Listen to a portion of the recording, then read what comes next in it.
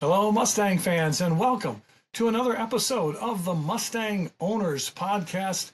I'm your host, John Clore, along with my co-host, Mike Ray. And whether you've known me from my time at Auto Week magazine or maybe Ford Special Vehicle Team, Ford Racing, or Ford Performance, and know Mike from his days with Team Mustang and Roush and Celine and the Mustang Owners Club of Southeastern Michigan, we just want to know your story. And your Mustang story is something that the Mustang Owners Podcast is always chasing. And Mike, every once in a while, well, we also chase what Mustang people do. And that's the story about owning a Mustang, is celebrating it. By God, well, every once in a while we find a new way to celebrate. Yeah.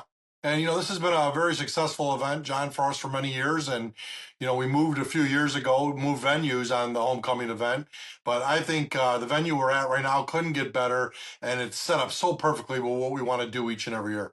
Yeah, so we're talking about, folks, the Dearborn Homecomings that Moxham had been hosting for, geez, Mike, 5 years now. We used to do them over at the Automotive Hall of Fame. Yeah, right on the parking lot there of Greenfield Village and the Henry Ford Museum. And then we moved over to Gateway Classic Cars Dearborn showroom, and boy, they welcomed us with open arms. And the last couple of years, we've had great turnouts for our Mustang homecomings there. And Mike, you were doing reunions. I know we had the Mustang 2 guys there, all kinds of Mustang reunions at our homecoming. But this year, it was a triple reunion. How did that happen? Yeah, so we named it Birds, Cats, and Ponies because we were hosting the Cougars, the Thunderbirds, and obviously the Mustangs. So nice new name. I believe you coined that one. And it was really, really cool and very fitting. And what an amazing, successful event.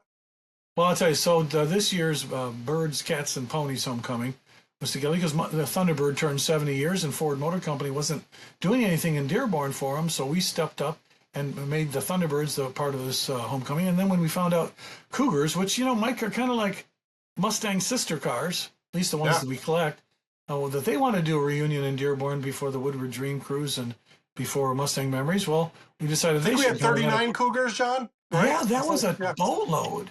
Yeah. And there were some beauties there. So all you had to do is pull into the Gateway Classic Cars showroom in Dearborn, and you can hear some music going on. And they're underneath the Ford Mustang and Ford Performance tents. We had Bill Draper, who used to be an SVT engineer, Mike, and he's the band leader of the band called Hot Wired. Yeah.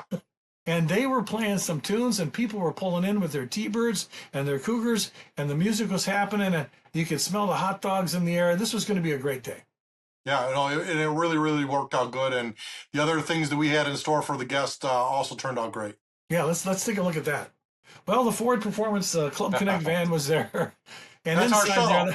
Yeah, that's now Mike just turned, I think, almost 28,000 miles on my new one already in 1 year, 30,000 miles, not too bad. So we pulled the tents out. We got the band got set up. And here came the Mustangs. The Mustangs started rolling in early. I think it was, what was it, like 10 or noon till 3? We did a 3-hour. Yeah. Okay. And everybody were started parking. The tops went down. It wasn't super hot. It wasn't super cold. Just a beautiful little day for convertible cruising. And here, this 67 red convertible, give it to me. I'll take it all day long. Yeah, it's absolutely gorgeous. Well, as you can see, as they're pulling in, already the guys took the middle of the lot, Mike. And I think some guys were showing off their motors. They wanted to be there. But every once in a while, you'd see somebody rumbling along the back row. And, the secret to the back row at Gateway Classic Cars Dearborn, there's a little grassy area. And there are a lot of people setting up their tents back there with chairs to get the shade. Yeah, smart guys back there. And, of course, that another first-gen fastback. All day long, you can look at those and fall in love. Yeah. There you go. Yeah, now here's the lineup. You can tell up front. I know, Mike, you always invite all of the clubs from the region. I think some of our favorites, West Michigan and, of course, Mid-Michigan, they bring their cars down. But somehow somebody upstaged the Caesars and their King Cobra with Dale Raby's King Cobra, that silver King Cobra with the black T-top car. I had the identical car, except Dale's was brand new and put in a paper bag for 60 years, where mine was driven 120,000 and was leaking profusely. So I don't have it anymore. But yeah, you saw every generation there at the homecoming, which is what we want. Right. Wow. Of course, a little faster than the King Cobra would be a modern Shelby. And you know what? when that Mustang 2s came out, Mike, I remember everybody, oh, Farrah Fawcett's white with blue stripe. But there's something, and when 76 came out and they did a blue with white stripe, second gen Cobra, oh, they'll never make anything that cool again, except now you can get, this car was just stunning when it pulled in. Yeah, that's And of gorgeous. course, Look at, I mean, look at that. It looks the so stuff intimidating as off well. that Great color UK, yeah. combo. And of course, right behind him was the hot dog stand. Yeah, can't go wrong there either. Oh, that's Now, cool. now wait a minute, Mike. I see a yellow Mustang convertible first gen, but that other yellow Mustang convertible next to it doesn't look like a full size car. Yeah, that's cool. I did not get out there to see that little combo. That's really cool. So it's like is it a golf cart or a go kart? Sure He looks made like it. it. He made it a dead ringer to his yellow Mustang convertible, Yeah, but sure looks like it. it's even got a hood that opens up. I mean, yeah, you had to trailer it there, but that's Yeah, I how wish I could cool. have seen that. Oh yeah, yeah, they were out there. Everyone was walking around that thing. It's almost as cool as Mike Berardi's Shelby golf cart. Yes. Very cool. Now the birds were there, Yeah, there's but a few of the Mike, birds. Yeah. yeah, but these were the retro birds, and they Yeah. again parked together. Beautiful colors, Skittles, if you will. Yeah. But they apparently a lot of those people were doing road trips around town. But I'm so glad at least some of them came to take part in our Birds, Cats, and Ponies Homecoming in Dearborn. Beautiful cars. Yeah. Now the precursor to the Mustang was, The Falcon. yeah, and I seen Falcons, Mike, and I like Falcon Futuras and I like convertibles. But when have you seen a Falcon sedan delivery wagon? You do not see them very often, I can tell you that. And that's really This kind of thing's cool that it was there. yeah, white, and it's V8 powered. I mean, that is a really cool car. Very rare bird, and not a bird. Well, a falcon's a bird. Well, That's Falcon, why yeah, you got it. Falcon's a bird. Oh, he saw birds. Yeah, birds, cats, and ponies. He thought, well, I'm a falcon. Okay, I get it. Here's some of your cats. Yeah, there you go. Now, I'll tell you what. Beautiful. Obviously, my favorite of the first gen Cougars. Went to I think '68, maybe a Dan Gurney special. But Mike, there were some beautiful cars. That orange convertible with the white interior. I mean, they had almost every color under the rainbow. They had some eliminators. The Cougar boys really stepped up to come to homecoming. Yeah, they did great job, and yeah, that orange one is just beautiful. And I remember as a kid, my dad always talking to me about the eliminators. Really cool. Now, I don't mind everybody putting something on the side of their car, like a little badge that has the engine size. But when you do a personalized plate on your Shelby or your Mustang GT, and it says 500 HPWR, that you're advertising that you want to go Yeah, run somebody. yeah, It's kind of cool. So personalized plate. In other words, if I saw that with my Mustang, I would just stay away. yeah. Nice shot. Well, great shot. You've got a 72 or you got a SM197's the park. I see an SM95 down there. I mean, S550s are here. You draw a lot of late models. There's a Cal Special convertible. And that's the fun part of having a little bit newer Mustang, say S197 or SM95. You can drive them anywhere and not have to worry about your points and condenser or your bi-sply tires. But I sure love to see all the different generations. Yeah, that's a great lineup shot right there. I really like it. Again, everybody's showing off their wheels. Now, Mike didn't. I think on a TV show I did, Cars and Contests. I had Donald Farr on, the editor of Mustang Times, and we had a whole show on black wheels. A lot of the old timers and boomers didn't like black wheels because they thought it looked like brake dust. But Mike, I have to admit, they're starting to grow on me, especially if you have red calipers. Yeah, they're coming out huge in the world these days now. Even from the factory, blackout packages, Mustangs, F-150s. Everybody's got the blackout package now. They want those black wheels on there, and like you said, the red calipers really pops with them. That's for sure. Now, we open the show up to just about everybody. I don't know if I would classify a brand new Bronco as a bird, a cat. Maybe a pony. Yeah, kind of a pony Bronco. He's young Bronco. Yeah, Yeah. all right. But parked in between these two absolutely stunning Mustangs to see this giant with that hood scoop on that Bronco. That Yeah. thing's wicked. That thing's wicked. Love it. Wow, so we had a race car here.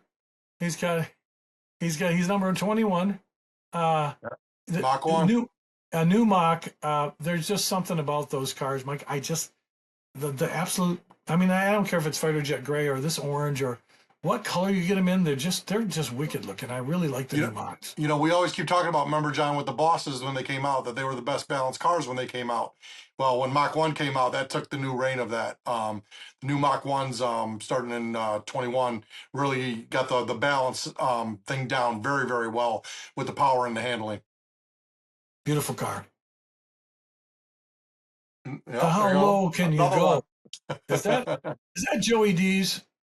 Yeah, I That's think cool. so. He's got that sitting just right. Fighter jet gray. The Mach 1 is not just about spoilers and stance. I mean, the car really handles great. The power is amazing. And, those cars, when I'm glad they came out with that. We come back in and out with California specials, but to see that car out here, and I see so many of them at the show, was great. Yeah. Wait a sec. 99. Now, see that license plate? Team Mustang. How Yeah. cool is that? SVT, SN95. I bet you that's Art Hyde's car, University of Michigan. Oh, could be, yeah. He Yeah, teaches, 99. That was his. This is 99. yeah, His is and green, right? So, he teaches at the University of Michigan. The former engineer for S197 and SN95. John, And the fun fact on those cars, a lot of them our listeners might not know, the diehards will know, that amber on the bottom of those taillights were only on the 99s. oh, see, there you go. And another thing you might not know, if you ever see this um, Cobra that Art Hyde drives around, he has we made a chrome display of the IRS Yeah. for 99, and he found the chrome display, and they were going to pitch it, and he took it home and actually installed it on his car. What was the nickname? Was it Godzilla, Frankenstein, something like It that? was, it What was was, like yeah, Frank. It was some kind of Frankenhide, yeah, it was something odd and Frankenhide. funny. Yeah, yeah, Yeah, yeah. very Yeah, cool. Well, Frankenhide or something. Yeah. we'll have to find out if this was his car. It has to be. Now, is that a Mystic? What is that, Mike? That's Georgiana Wilson's car, I believe, and I think she's doing a Celine clone version with that. And yeah, it's kind of like the Mystic paint paint scheme I she's couldn't going tell if it with. was a And that wrap. is paint. No, it's paint. Oh, it is. Okay, so that Yep. is kind of Mystic. Yep. And you can see the color change there. I see purple, I see green, and a Yep. lot of the root beer brown parked Yep. next to an absolutely stunning black 93 Cobra. That's got to be Terry Cheney's car. That's one of my favorite. That car looked like it just came off the showroom floor. Oh man, beauty Cobra. Now you like Shelby's? You like Yeah. Shelby convertibles? I think You that's like Ken and big, Ann you, Rutkowski's car. yeah, you like big money Mustangs? That's Yeah. certainly one.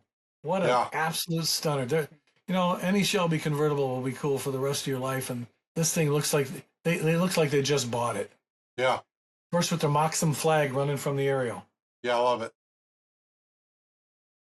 Now here's the There we part, go. Mike. We have to explain why your homecomings were so great.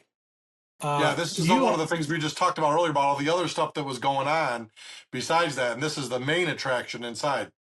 you look closely, you can see. I see Ken Dabrowski, former vice president. He managed the Skunk Works Yeah. that saved Mustang from becoming the Probe. I can't tell who's next to him.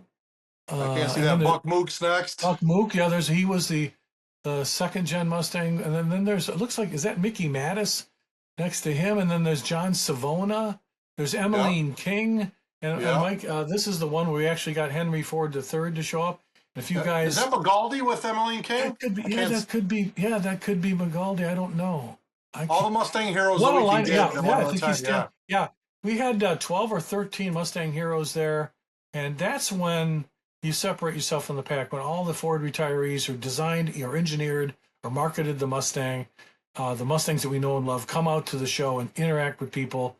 We gave them flags to go out and put their award flags or branded flag on their cars. They got to pick the awards. Wouldn't you love to have an award picked out by a Ford vice president or a designer? Mike, that's what made Birds, Cats, and Ponies so cool. And John, that's I can't speak for you, but this is one of the main reasons I always did what I did for the last 20 years. with Moxham and all that is to provide these opportunities for all the enthusiasts and everything from all around the country that come in for the week, to be able to meet these special people that they can't anywhere else and talk to them about their cars, take pictures with their cars, have them sign their cars, get their autograph, get their picture with them. You can't really do that anywhere else. So that's what we pride ourselves in Michigan, doing that during that week to make things special for all the enthusiasts across the world. Yeah, and people need to know that when those guys leave, they come to us and they say, "We love talking to our owners. This was special for them too." Yes, yeah, absolutely. Now, wait a minute. Didn't we just have Henry Ford III on the Mustang Owners podcast? Isn't that cool? He Here we just are. popped up and said hello and said I wouldn't miss this. I wanted to come hang out. Yeah, he was a little bit behind schedule, but here is Henry Ford III himself coming to a little show in Dearborn just to hang out with owners. Here's getting a selfie taken with one of your members. Yep. And if there is a more genuine executive at Ford, I don't know who he might be. Henry's the real deal. He really gets it.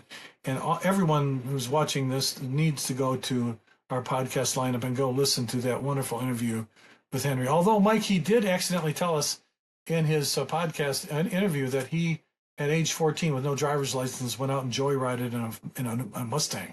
So I absolutely to, love Henry. What an amazing human being. he really is. We have to tell Etzel he was out driving Mustangs at age 14.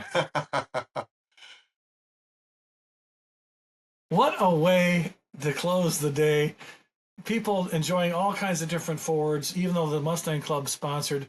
That's what the club world is all about, getting together, sharing the relationships, Mike, that you and I had made with the Ford friends for all these years.